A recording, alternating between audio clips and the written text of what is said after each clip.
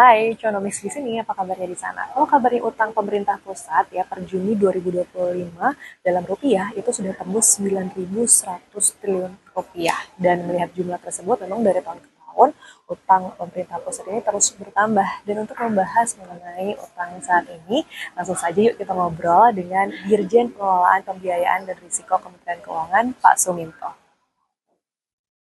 Nah, Pak kan tadi kan utang Indonesia dari tahun ke tahun makin terus meningkat nih. Bagaimana cara Bapak menjelaskan kepada publik bahwa utang yang saat ini pun masih sehat begitu?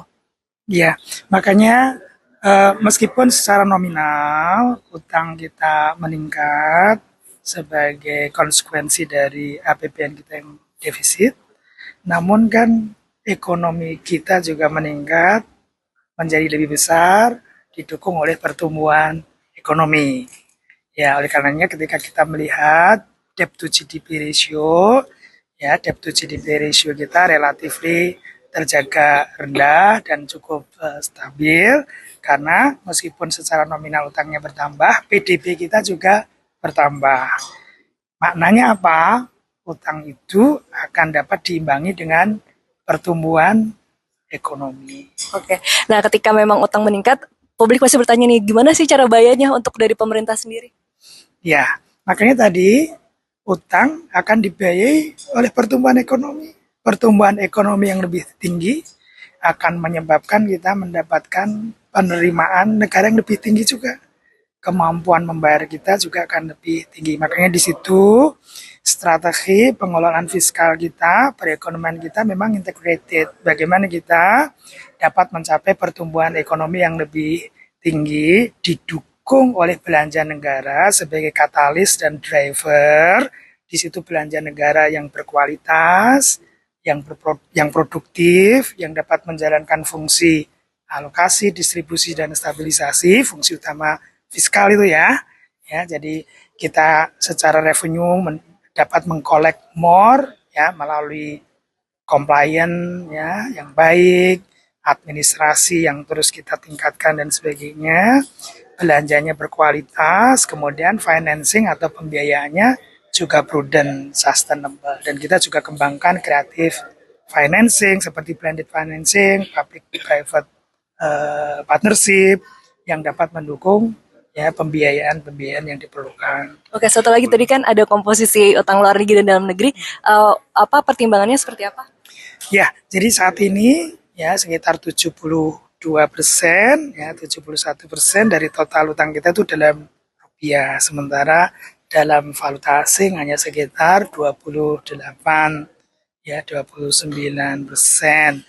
Ini merupakan ya, komposisi mata uang atau currency yang baik sehingga kita dapat mengelola risiko pergerakan kurs ya dengan baik ya tidak terlalu terekspos dengan risiko risiko kurs. Boleh di-spill nggak Pak untuk utang jatuh tempo mungkin sama bunga utang kita tahun depan itu ada di posisi berapa? Ya, kita selalu menjaga ya utang kita pada level yang aman, pada batas kemampuan membayar kembali, ya termasuk tentu kewajiban utang yang harus kita tunaikan. Ya. IMF memperkirakan juga rasio utang global 2029 itu 100%. Dari perspektif Bapak tuh melihat risiko spillover ini, tren kenaikan utang global ini terhadap pembiayaan kita kayak apa sih Pak? Ya, tentu kita harus membedakan antara tren global yang disampaikan tadi dengan kondisi Indonesia sendiri ya. Misalnya memang secara global ya pada saat terjadi pandemi COVID-19 misalnya itu banyak negara-negara low income countries ya itu utangnya naik tinggi, bahkan banyak di antara mereka yang membutuhkan restrukturisasi utang ya misalnya pada waktu itu melalui G20 bahkan kita di antara inisiatornya ya untuk mendukung dilakukan debt service suspension inisiatif untuk membantu negara-negara low income countries ya. Tapi itu tidak Indonesia loh ya. Ya. Indonesia even di tengah-tengah pandemi atau setelah pandemi level utang terjaga pada level yang cukup rendah, moderate ya dalam batas kemampuan membayar kembali yang baik ya didukung oleh pembangunan dan pertumbuhan ekonomi yang baik, yang cukup tinggi, ya sehingga kita dapat mempertahankan utang kita pada level yang cukup rendah dan terkelola dengan baik, termasuk dalam konteks mengelola risikonya. Jadi kalau saat ini level debt to GDP ratio kita di kisaran 39,8, ya dengan trajektori